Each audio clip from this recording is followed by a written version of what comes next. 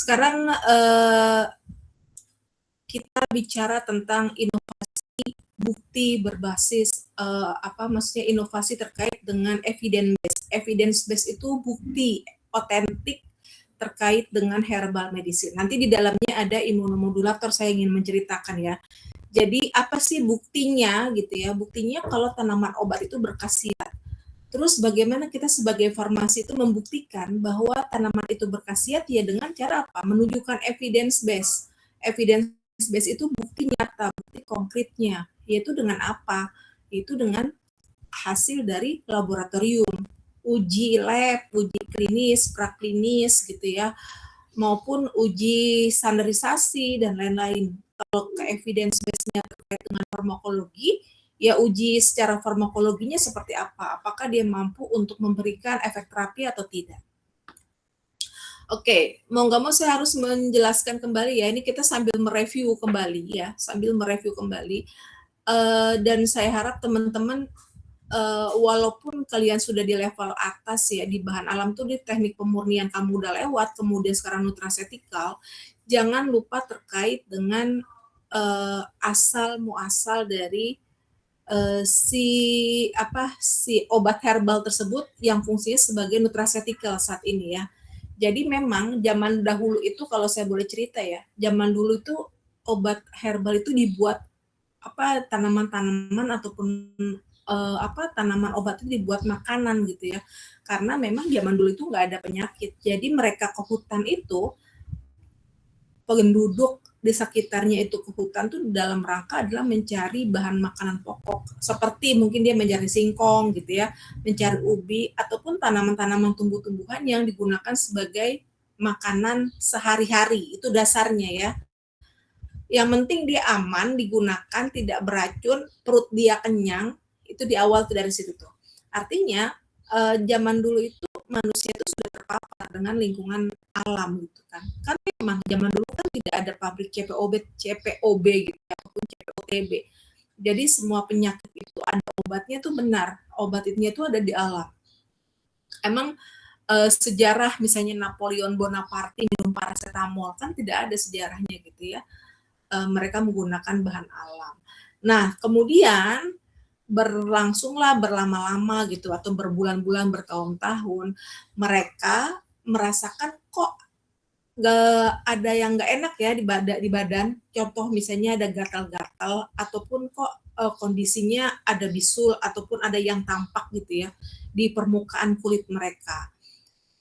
Nah, mulailah dia mencari obat-obat dari hutan dan lain-lain. Awalnya coba-coba pakai ini cocok nggak ya, pakai ini cocok nggak ya. Pas dia cocok, dia ngomong ke orang-orang, kalau pakai misalnya kulitnya gatal-gatal gitu ya, habis hutan pakai ramuan ini. Dari situlah kita kenal dengan namanya etnofarmakologi. Next slide ya nih. Nah, ini etnobotani, etnofarmakologi itu berbeda ya. Kalau etnobotani, dia lebih fokus ke etnisnya, etnis dari budaya dan botani ilmu tumbuhan. Artinya adalah bagaimana sekelompok etnis tersebut, kelompok etnis di pedalaman tersebut memanfaatkan tumbuhan.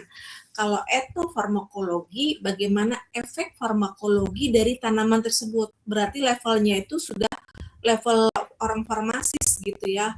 Kalau etnobotani levelnya masih lokal, pengetahuan masyarakat lokal tentang tanaman secara empiris yang diwariskan secara turun-temurun. Nah, inilah etnobotani, inilah awal kita tahu tanaman obat.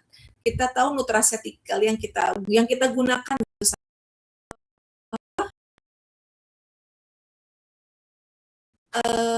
yang kemarin presentasi ya, penyakit misalnya untuk antioksidan dikasih daun kelor. Kita bikinlah misalnya tanaman dari makanan dari daun kelor, apa mochi kan kayak gitu, banyak mochi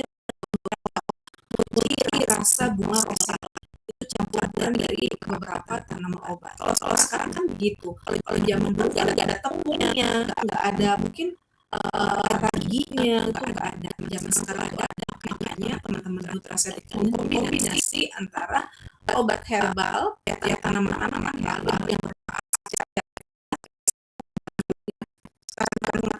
banyak yang kita dapatkan gitu, di mana-mana kita bisa. Internet itu hampir semua penggunanya gitu ya. Nah, disitulah kita bikin makanan-makanan yang cocok. Bagaimana bisa menurunkan atau mencegah penyakit tertentu. Kita tuh berkolaborasi dengan beberapa ilmuwan gitu ya, bagaimana cara bikin masyarakat itu sehat gitu ya. Apalagi sekarang dolar sekarang 17.000 naik lagi gitu ya. Teman-teman saya yang owner apotek udah mulai pusing karena apa? Karena obat naik terus gitu ya. Obat naik terus, konsumsi gaji kan tetap naik gitu ya. Daya kesakitan masyarakat semakin meningkat. Karena apa? Karena makannya junk food dan lain-lain. Sama kayak saya nih, waktu masih muda makan ini semua saya makan gitu ya. Semua saya makan, entah bakso, entah mie ayam, hampir setiap minggu mie ayam gitu ya. Ada lah dalam daftar gitu ya. Akhirnya usia yang udah kepala ini udah merasakan efeknya gitu ya. Nah itu kan pilihan ya, pilihan baru rasa gitu ya. Masih aman ya, kalau saya ngomong next berarti saya sudah pindah. Nah sekarang jangan lupa lagi ya, ini di Indonesia ini obat bahan alam itu ada logonya seperti ini. Jadi teman-teman farmasi pada saat nanti ini kita sekalian nanti praktek farmasi sosial. Kalau misalnya kalian ingin memberikan penjelasan terkait logo obat bahasa Indonesia, kalian bisa menjelaskan masyarakat bahwa ini logo jamu, logo obat herbal standar dan logo fitofarmaka. Jadi masyarakat sudah bisa terinfluence gitu ya. Tapi bagaimana nutraceutical, permasalahannya nutraceutical itu logonya nggak seperti ini gitu ya, karena memang ada kombinasi ataupun komponen yang bukan herbalnya pastinya ya kalau nutraceutical. Nah di sini kita lihat di BPOM nomor 10 tahun 2024. Nanti kamu kalau baca itu banyak sekali penjelasan apa itu obat logo jamu itu apa, OHT dan fitofarmaka. Saya menjelaskan sedikit ya terkait dengan jamu. Nah teman-teman ini kalau jamu itu intinya farmasi itu harus tahu bahwa jamu itu pastinya empiris ya. Dia terdiri dari beberapa macam racikan dan lain-lain. Dan teman-teman juga sudah mempresentasikan, walaupun presentasi kalian saya masih koreksi ya, masih koreksi kurang adanya patofisiologi dan interaksi yang bagaimana mekanisme kerja dari si senyawa utamanya terhadap penyakitnya, itu yang kalian dapat. Dan itu saya masih kalian perbaiki. Kalau dari segi presentasi kalian cara pembuatan dari bahan tertentu ini sih sudah oke ya, sudah oke dengan videonya. Tapi dari segi farmasinya, bagaimana suatu tersebut mempengaruhi dari efek ekologinya itu nanti di kalau misalnya offline kita coba dengarkan lagi ya. Nanti saya pilih, jadi semuanya harus bisa. Nah jamu ini artinya dia tidak membutuhkan bukti apapun kalau jamu. Tapi kalau sekarang ada namanya jamu saintifik ya, artinya jamu yang memang harus dibeli secara klinis gitu ya, saintifik. Itu ujung-ujungnya bisa OHT, obat herbal standar. Nah ini kalau ada jamu yang ada di CR misalnya ya, ini kalau di rumah saya tuh jamu-jamu keliling itu ada. Nah peran-peran ibu-ibu jamu inilah yang cikal apa ya, yang cikal bakal gitu ya, cikal bakal untuk tanaman obat untuk mereka. Ini mohon maaf ya, saya pakai brand, tapi bukan berarti saya brand ambasadornya mereka, tidak. Saya ingin menjelaskan ini loh ada logonya gitu. Jadi teman-teman bisa tahu kalau kalian ke apotek, tadi maksud saya ada logo-logo ini, kalian bisa tahu seberapa tingkatan dari efektivitas ataupun seberapa hasil lab yang sudah dilalui dari tanaman ini, dari obat ini gitu ya. Contoh misalnya ada tolak angin, mungkin tolak angin yang paling sering kita kita makan ya ataupun kita minum. Nah kalau OHT ini pembuktiannya memang kalau uji preklinisnya harus sudah ada, uji in vitronya apalagi ya, uji preklinis, uji in vitro itu harus ada pembuktiannya.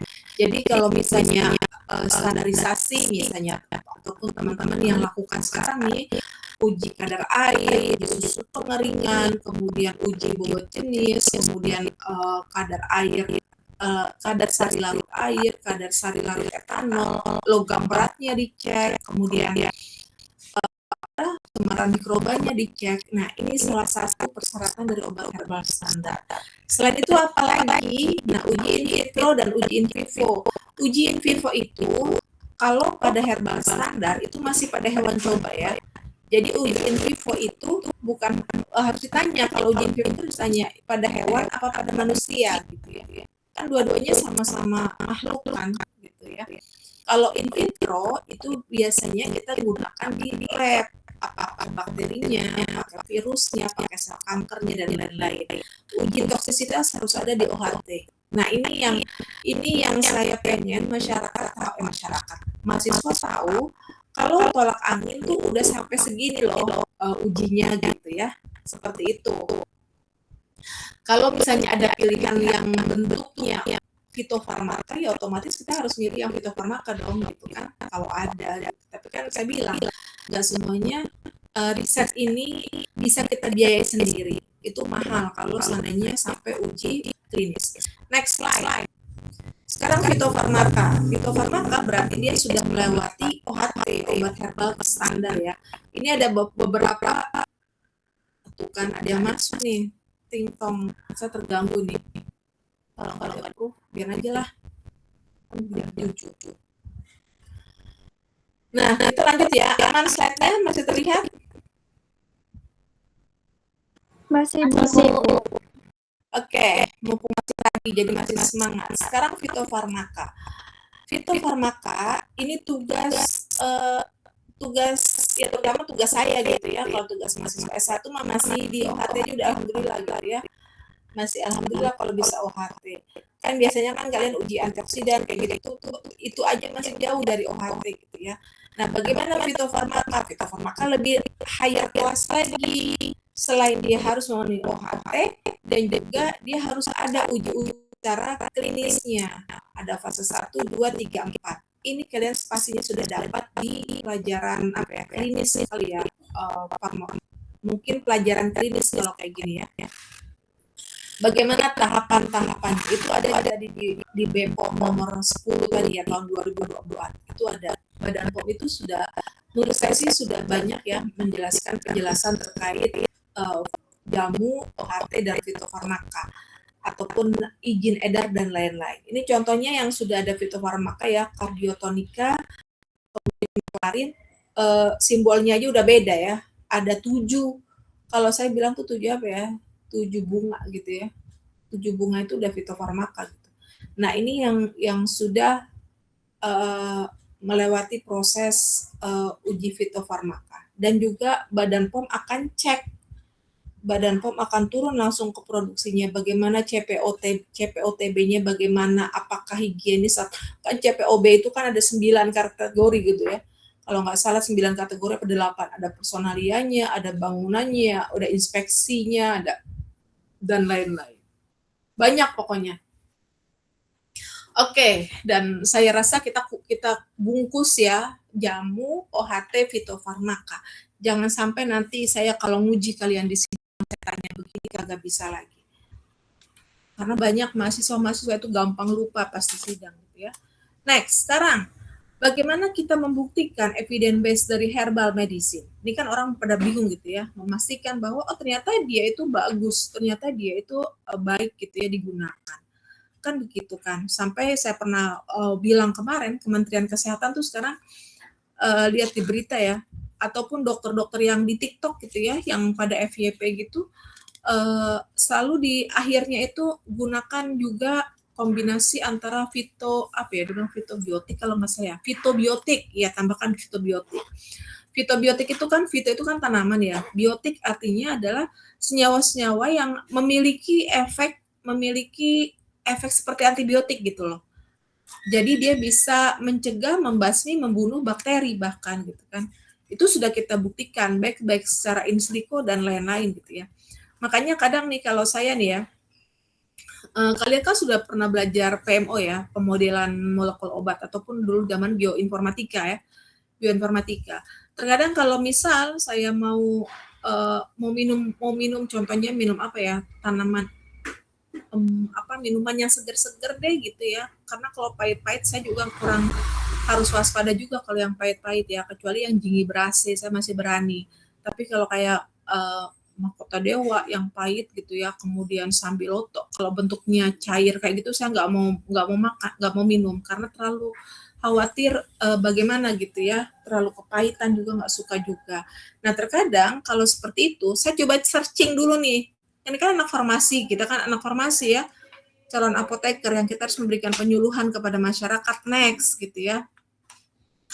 Saya coba cari searching, senyawa utamanya apa sih gitu ya, terutama tanaman-tanaman misalnya yang tadi saya bilang saya suruh minum ini gitu kan. Langsung aja saya docking, bagaimana efeknya gitu ya. Tapi hasil dari senyawa yang saya docking gitu ya, karena saya pengen tahu kan kalau docking kan nggak harus ke laboratorium dong, kita bisa cek pakai internet, bisa online gitu ya. Oh ternyata binding affinitasnya ataupun return score-nya bagus kok untuk sakit hipertensi dan lain-lain gitu ya misalnya. Oke lah saya minum aja. Itu balik lagi ke orangnya ya, balik lagi ke orangnya. Kalau saya cek dulu dockingnya bagus atau enggak. Next slide. Nah sekarang kalau kita ngomongin buktinya apa gitu ya, buktinya apa sih tanaman tersebut, kita harus lihat dulu simplicianya, bagaimana simplicia mana yang kita mau ambil. Nah ini balik lagi ke farmakognosi dan botani dulu kuliah ya. Dari S1, S2, S3 begini aja belajarnya ya, karena dasarnya seperti ini. Bagaimana tumbuhan, ada bagian-bagian apa, ada radik, ada fructus, cortex, semen, lignum, herba, flos, dan caulis gitu ya, dan juga lain-lainnya mungkin ya. Kemudian kalau hewan tuh bagaimana, ada hormon di hewan, mungkin misalnya diambil hormon dari sapi, atau bagian tertentu dari sapi, dari kambing, dan lain-lain gitu ya. Udah gitu enzim pada hewan dan lain-lain. Terus bagaimana di mineral? Mineral ada di laut gitu ya. Misalnya banyak ada kaolin, ada CaCO, kalsium karbonat ya, CaCO3. Ini biasanya kalau dipakai untuk orang kalau di rumah sakit tuh CaCO3 itu untuk pasien ini deh, kalau nggak salah pasien ginjal ya. Kalau nggak salah ya, karena saya waktu di rumah sakit dulu bikin serbuk dari beberapa kapsul gitu ya, 40 kapsul dan lain-lain. Oke, ini contoh propolis nih, propolis dari hewan. Karena dari lebah kan, jadi simplicia hewan. Kita harus tahu dulu, kita mau ngambil buktinya dari mana dulu, dari simplicia bagian apa. Oke, ini udah kalian sudah tahu ya. Emang kalau ngomongin biosintesis dari metabolis sekunder itu banyak banget. Saya kalau baca itu mungkin menjelaskan itu cukup rumit gitu ya. Yang perlu kamu tahu untuk S1 ya sudahlah, ada alkaloid, ada flavonoid, ada tanin dan lain-lain. Oke, sekarang kita masuk ke dalam mekanisme kerja obat herbal. Ini terkait dengan nutraceutical. Tolong diarahkan ke nutraceutical ya. Nanti kita arahkan ke imunomodulator. Untuk simplicianya, tugasnya kalian sudah kerjakan yang dicairkan imunomodulator. Bagaimana dia itu mempengaruhi dari metabolisme obat gitu ya. Nah, obat herbal yang kita sudah cek dulu di praktikum ya. Ini kan praktikum sudah saya pantau. Jadi sudah screening fitokimianya itu nggak dipungkiri. Memang dia mengandung fenol pada ditambah FSL3 gitu ya. Memang dia mengandung alkaloid, Bu. Mayernya positif, endapan putih. Quinonnya juga positif, ada warna merah di NaOH. Nah, ini sama, seluruh dunia juga sama untuk mengidentifikasinya. Jadi kalian sudah percaya di salah satu evidence base bahwa obat herbal itu mengandung flavonoid, fenol alkaloid, dan lain-lainnya. Nah, ini juga sudah banyak penelitiannya bahwa tanaman metabolis sekunder ini memiliki efek antioksidan, antiinflamasi, antibakteri, antihipertensi, imunomodulator, dan lain-lain. Sudah banyak orang riset. Dunia ini sudah ada yang banyak banget riset bisa terkait dengan hal ini. Nah sekarang ini yang ya saya paling suka di slide saya itu saya suka gambar ini gitu ya, karena ini mencakup bagaimana efek efek dari si struktur kimia ini ya. Struktur kimia ini yang mempengaruhi dari efek farmakologis. Cuma istilahnya apa sih OH, benzen, kemudian gugus ester, kemudian ada flavonoid, bentuk begini yang dia mampu untuk saling berikatan dengan reseptor-reseptor yang ada di dalam tubuh sehingga bisa menimbulkan efek terapi. Ini bagus banget ilustrasinya kalau menurut saya. Kemudian beberapa tanaman ini kalian masukkan ke dalam kapsul kan kalau dari segi farmasi. Nah, permasalahannya adalah bagaimana bioavailabilitas dari kapsul tersebut dari tanaman-tanaman ini sehingga menimbulkan efek terapi. Kan masih panjang ceritanya ya. Kebanyakan kita di lab itu hanya bagaimana membentuk suatu tanaman, suatu simplisia gitu ya, menjadi ekstrak gitu ya, ekstrak kemudian diuji dan lain-lain. Itu masih jauh banget kita pakai untuk manusia ya. Next, aman sampai sini?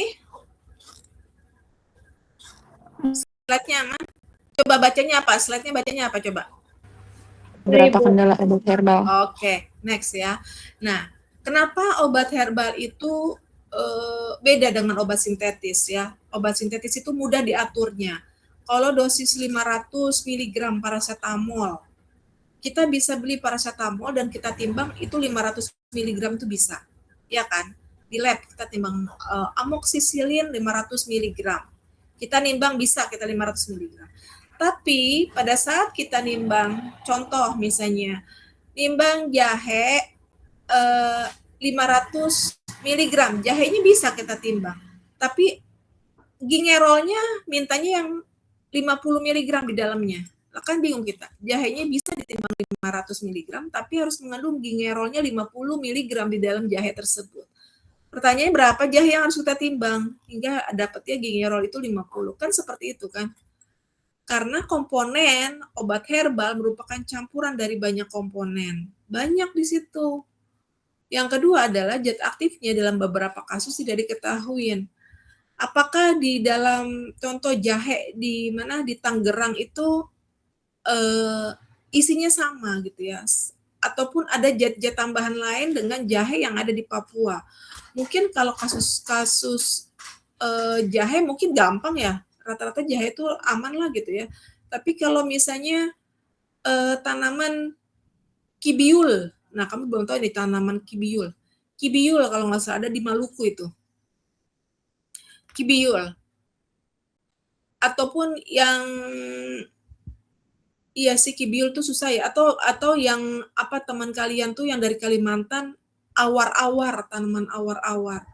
Kan belum tentu ada senyawa aktif yang kita ketahui ya. Nah, ini yang beberapa kendala obat herbal. Yang kedua, metode analisisnya selektif atau senyawa pembanding mungkin tidak tersedia secara komersial. Pembandingnya apa? Contoh misalnya kalian mau, makanya harus pintar-pintar dalam riset ya. Ada nggak senyawa pembandingnya gitu ya. Contoh tadi misalnya pengen riset tentang senyawa terpenoid. Dia senyawanya apa gitu ya, tanaman apa terpenoid.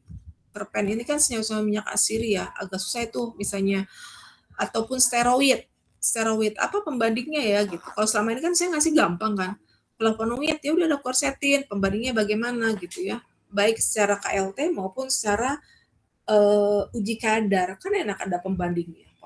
Pembandingnya itu kan kita bikin udah 100%. Minimal 99 lah, 99%.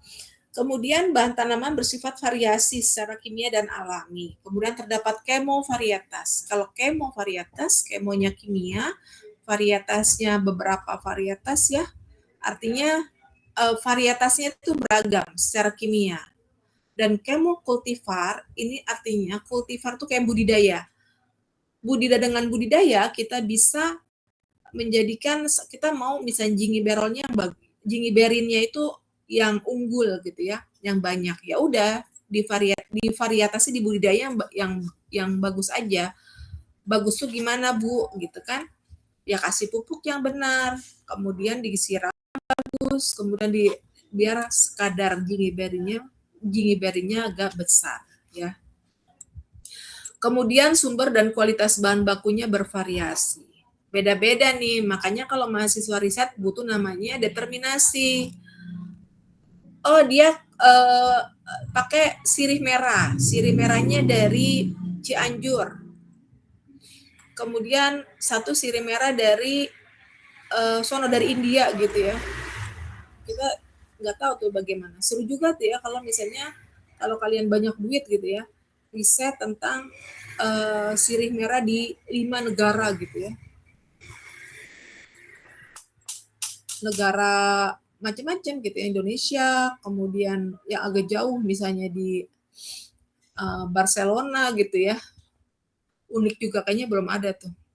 Kebanyakan jalan-jalannya dibandingkan risetnya. Oke, kita lanjut ya. Sekarang kita masuk clinical herbal medicine. Kalau kita ngomong clinical herbal medicine, kita harus tahu dulu organ mana yang mau kita pelajari. Jadi sistem organ itu kurang lebih ada 11 ya. Kurang lebih. Ada sistem integumenter, ini ada kulit, rambut, kuku, dan gigi. Kemudian sistem rangka, sistem otot, sistem saraf, sistem respirasi, pencernaan, urinari, reproduksi, endokrin, dan limfatik, dan sistem kardiovaskuler. Contoh misalnya, ini slide-nya saya tutup dulu, bukan saya tutup ya, saya kecilin, jadi bisa komunikasi. Kok hilang? Tadi dulu, saya buka lagi.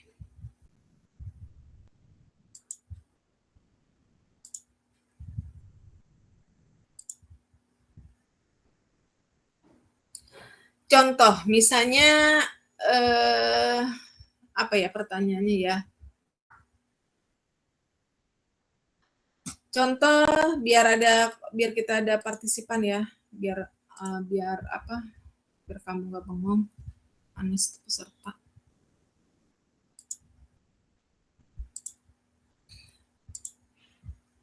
Contoh misalnya ini kan kalian sudah pelajari ya di mungkin di Anvisman atau farmakoterapi atau farmakoklinis. Jadi jangan salah kalau kalian hebat di sistem organ ini gitu ya. Bagaimana proses yang ada di dalam sistem organ ini, pasti kamu jadi farmasi yang bagus gitu, yang the best gitu ya. Dan tinggal pelajari bagaimana mekanisme obatnya. Secara tidak langsung kita udah tahu, oh sistem urinari itu seperti ini Bu ceritanya gitu ya. Sistem endokrin itu yang bekerja pasti hubungannya penyakit, misalnya penyakit diabetes dan lain-lain. Contoh misalnya ada organ lambung, organ usus halus, organ usus besar. Organ-organ tersebut itu kalau kita rangkum itu menjadi sistem apa? Coba siapa ya? Saya sambil cek aja deh. Najwa Nur. Saya asal aja ya. Najwa Nur ada? Langsung jawab, jangan apa Bu pertanyaannya. Sistem pencernaan. Oke, kayak gitu ya. Jadi organ apa yang mempengaruhi gitu ya organ pencernaan. Tadi kan saya ngomong organ lambung, organ usus halus, organ usus besar. Nah, tinggal teman-teman belajar bagaimana sistem pencernaan ini dalam istilahnya bioavailabilitas dari si obat tersebut gitu. Itu lebih bagus. Coba satu lagi, kalau kita ngomongin paru-paru, kemudian diafragma gitu ya. Kemudian ada laring, hidung. Itu kita ngomong tentang sistem apa? Respirasi bukan? Respirasi. Baru mau saya panggil. Oke, respirasi. Kayak gitu ya. Contohnya kayak gitu. Sekarang kita next, ini saya besarkan lagi.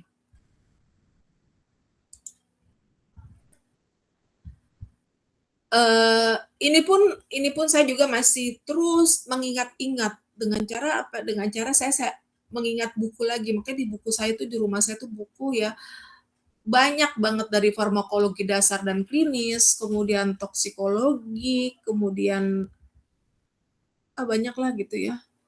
Imunomodulator, imunologi dan lain-lain. Itu buku-buku yang ada di rumah, belum buku-buku yang tidak dikembalikan oleh teman-teman. Makanya saya males banget kalau minjemin buku. sampai kamus kedokteran saya yang dorman yang 3 jilid nggak dipulangin, farmakope edisi 4 saya nggak dipulangin tuh, yang pinjam-pinjam tuh kayak gitu. Makanya jangan minjemin buku sama teman. Ternyata dia ngasih lagi ke orang lain, coba bayangkan. Dia di kelas saya kasih buku. Buku harusnya kan setelah dia selesai bukunya kasih ke saya dong. Dia minjemin lagi ke bawahannya lagi. Ujung-ujungnya kan susah lagi belinya gitu ya. Pas kita butuh. Jadi kalau kita seorang farmasi itu, kalau kita nanti bekerjanya di farmasi pula gitu ya, minimal di apotik lah. Ujung-ujungnya kita akan buka itu buku-buku itu lagi. Oke, kita next ya. Ini sistem organ tadi. Sekarang organ penting yang tadi saya bilang tadi. Tadi saya ngomongnya kan dijawab sama teman-teman sistem pencernaan, Bu. Oke, kemudian ada sistem respirasi. Nah, ini beberapa organ-organ penting ya yang memainkan peranan penting di dalam tubuh kita. Jantung, hati, limpa, paru. Dan ini kalau kamu pengen menjadi, tadi saya bilang lagi, kalau pengen menjadi seorang farmasis klinis yang baik gitu ya, harus mengetahui bagaimana mekanisme kerjanya. Tapi pelan-pelan, biasa kan kalau mahasiswa tuh pengennya instan ya, aduh Bu saya pengen ini gitu, pelan-pelan. Pelan-pelan belajarnya, makanya sekarang saya pengen belajar tentang imunomodulator dulu. Kemarin kan sudah ya masalah diabetes. Diabetes yang itu organ apa? Kalau diabetes organ apa? Di sini kok nggak ada ya diabetes. Organ apa yang paling banyak? Diabetes. Pankreas, Bu. Pankreas. Jangan lupa di situ ada insulin. Empedu sama pankreas sama nggak, pertanyaan saya coba? Empedu sama pankreas. Pada bingung kan? Jangan-jangan pada punya empedu apa enggak? Enggak sama, bukan sih, Bu. Ayo sama, atau kalian kagak punya empedu?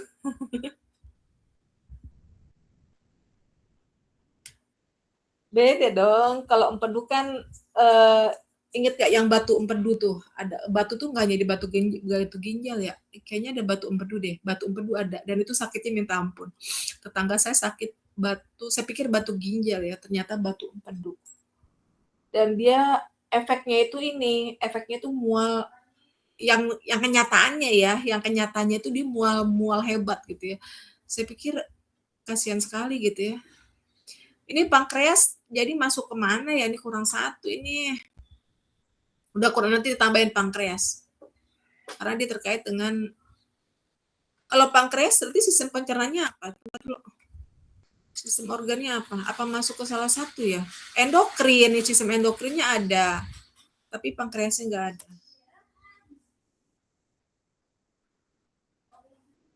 Oke, kita next ya.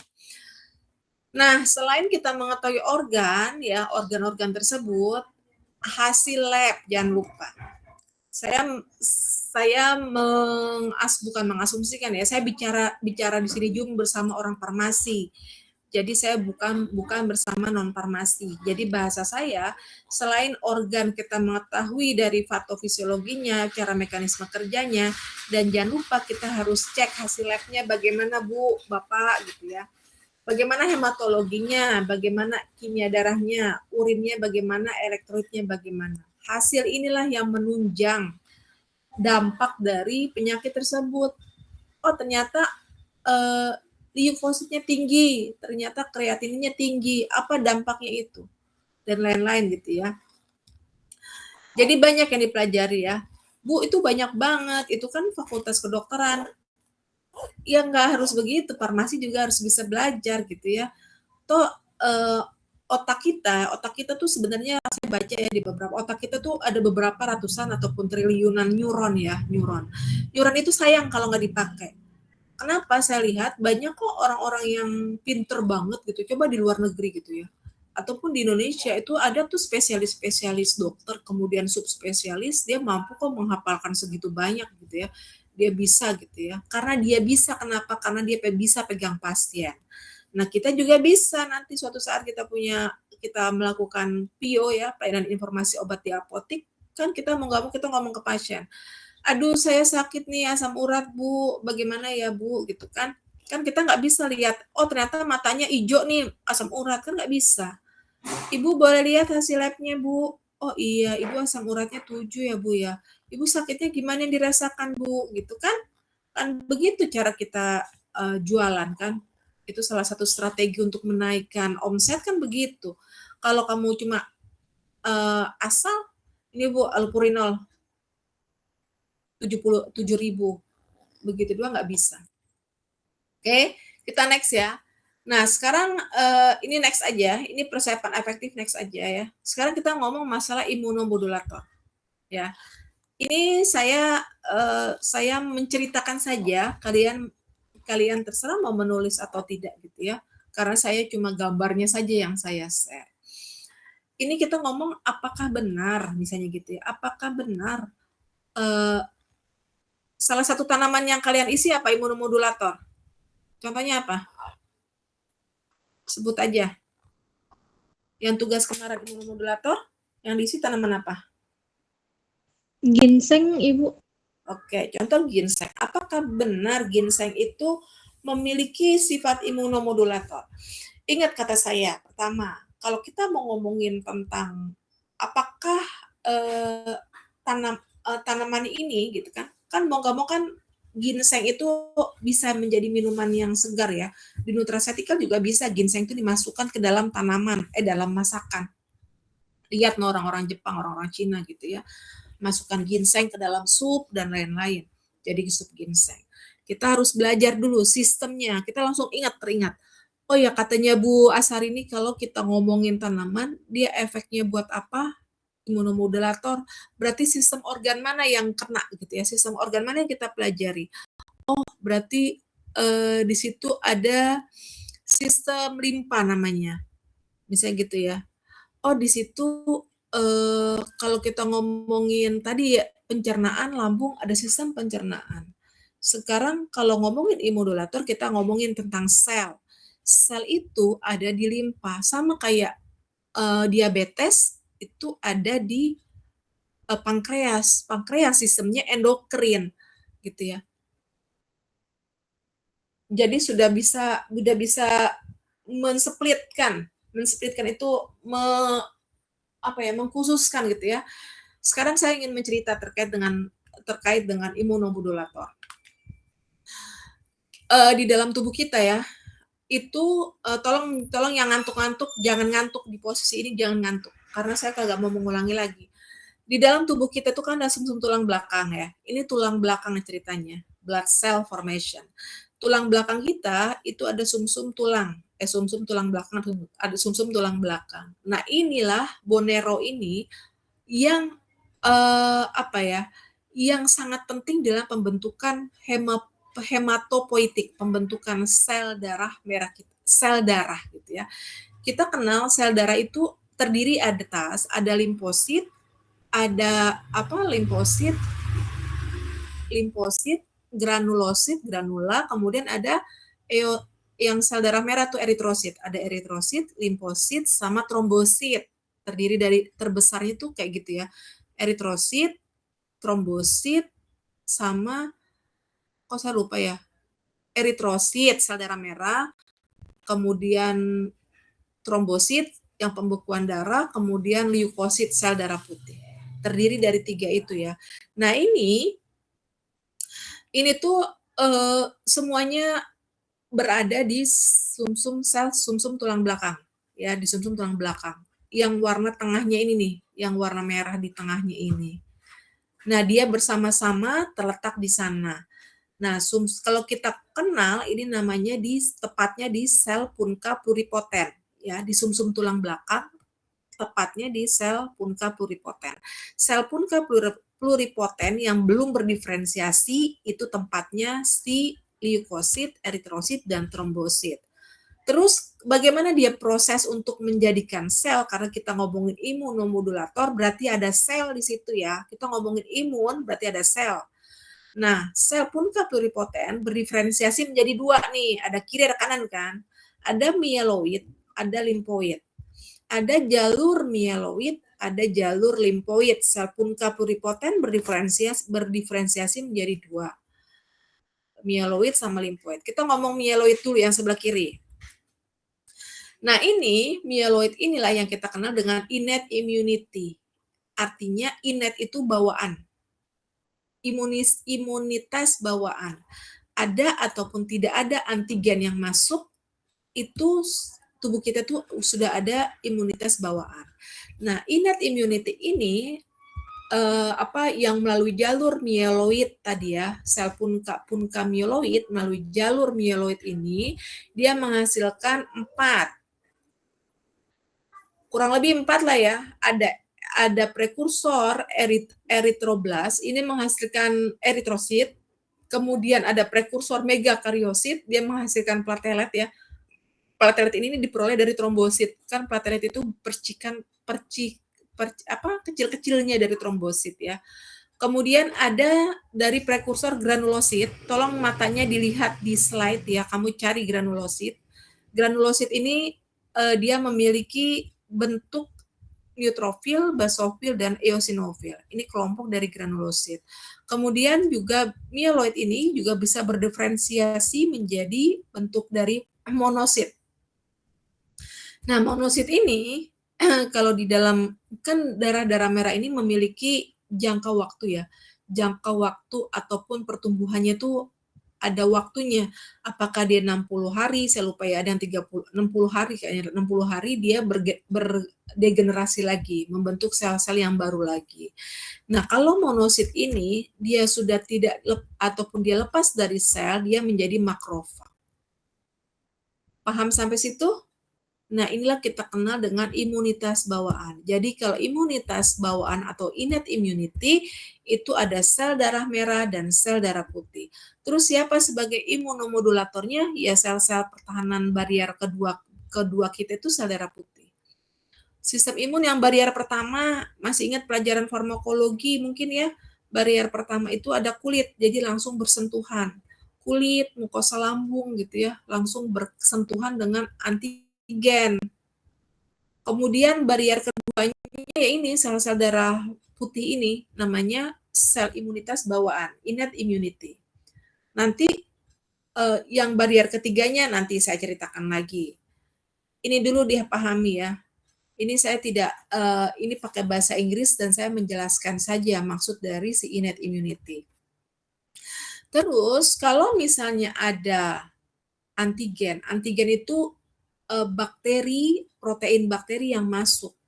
Sama tidak dengan patogen. Kalau patogen itu kan yang menyebabkan penyakit ya. Sama juga sih kalau antigen itu sel-sel protein-protein yang masuk dalam tubuh. Terus bagaimana Bu kalau misalnya ada bakteri masuk ke dalam, ngomongnya bakteri aja enak lah ya, ataupun antigen yang masuk ke dalam tubuh kita.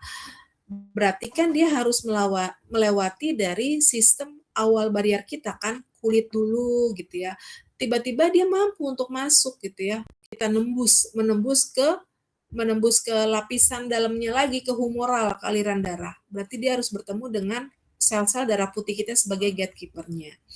Nah, sel darah putih juga dibantu dengan namanya PRRS nih.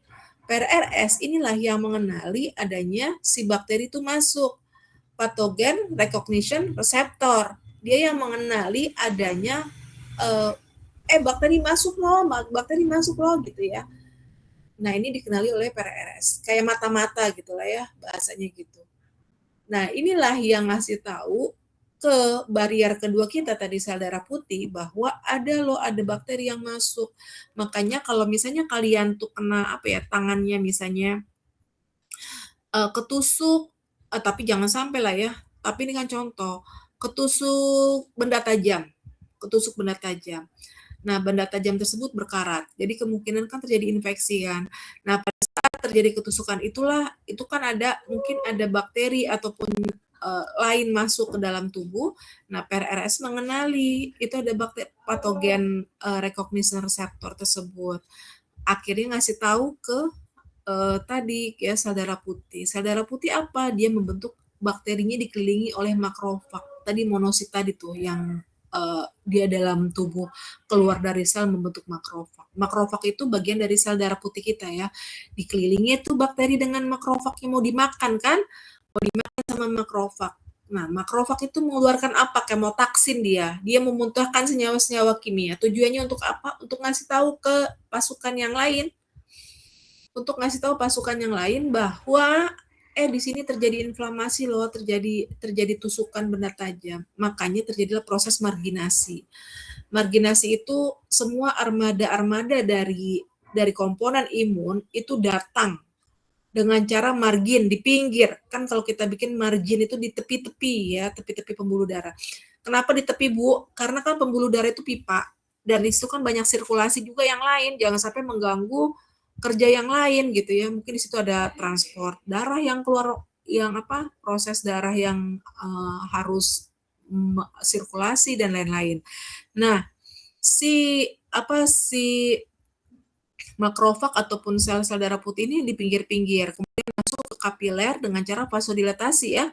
Vasodilatasi kan lebar, akhirnya masuk ke dalam jaringan inflamasi yang tadi koreng tadi, yang borok tadi. Nah, itulah dihajar tuh habis-habisan. Ini masih ngomongin innate immunity.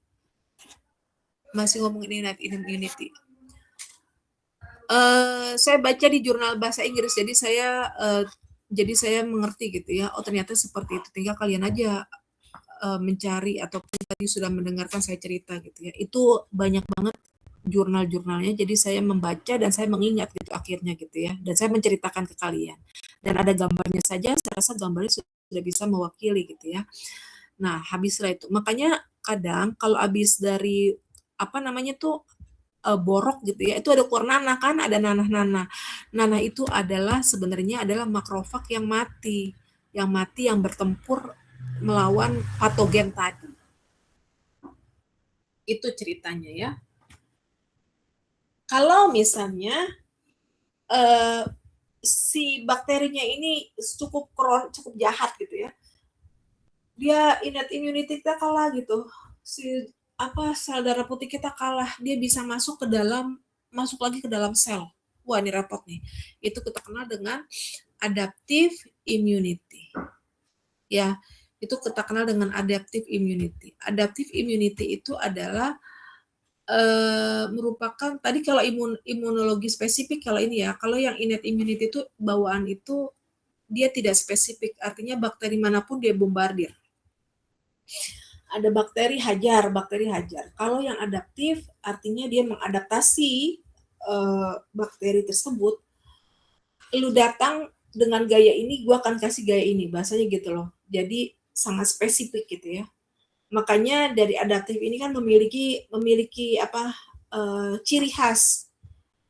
Dia spesifik, artinya antigen yang beda, dia akan melawan pola yang berbeda. Jadi spesifik gitu ya.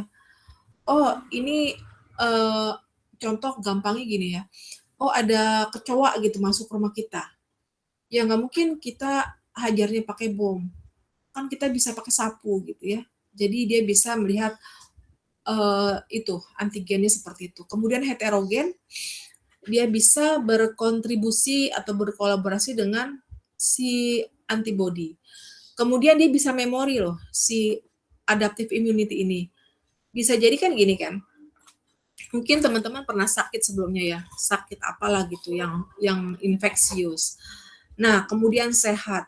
Tubuh kita itu, si sel adaptive immunity ini mampu untuk merekam, mememori namanya ya, mememori bentuk dari proteinnya seperti apa. Nah, itu istilahnya anugerah Allah yang luar biasa. Seharusnya tuh dari tubuh kita tuh sudah bisa, udah gatekeeper-nya udah banyak gitu ya untuk immunity-nya ini gitu kan. Nah, sekarang saya bicara tentang adaptif ya. Ini mekanisme kerja dari adaptif. Tadi kita ingat bahwa sel punka yang ada di sumsum tulang belakang itu ada 2 jalur. Jalur mieloid dan jalur limfoid. Mieloid kita sudah bahas tadi ya, terkait dengan pembentukan kurang lebih 4 prekursor ya, walaupun itu gambarnya 5, tapi itu sebenarnya gabungan sih. Ada prekursor megakariosit menghasilkan eritrosit, kemudian prekursor menghasilkan basofil, neutrofil, dan eosinofil, kemudian prekursor monosit, kemudian prekursor, megakariosit menghasilkan trombosit, trombosit itu platelet. Kemudian sel punca yang kedua ada namanya limfoid kan, yang tadi kalau kalian menteleng ataupun melihat Zoom tadi ada slide-nya nih. Yang kedua ada limfoid. Limfoid ini merupakan barier kita yang ketiga, ya. Di sini ada namanya limfosit B dan limfosit T. Percis yang kalian pelajari di imunologi, pelajaran imunologi. Harus sudah kenal dong siapa itu limfosit B dan limfosit T. Nah, ini kita kenal namanya imunologi humoral. Imun humoral dan imun selular. Humoral itu ada di peredaran darah bahasanya gitu ya. Kalau limfosit B itu dikenal dengan imun humoral, dia bekerja di peredaran darah, tapi kalau limfosit T dia ada di imun seluler. Jadi kalau dia matangnya di sumsum tulang ya, si limfosit ini ya, maka kita kenal dengan limfosit B. Limfoid ini ada limfoid primer sama limfoid sekunder. Kalau limfoid primer, tadi saya bilang tadi, dia adanya di limpa. Ini kan kita ngomongin tentang limpa ya. Dari sumsum tulang ke limpa posisinya kalau di adaptif nih. Kalau di sumsum tulang dia itu matang di sumsum tulang, dia menjadi limfosit B. Kalau misalnya limfoid tersebut dia bermigrasi ke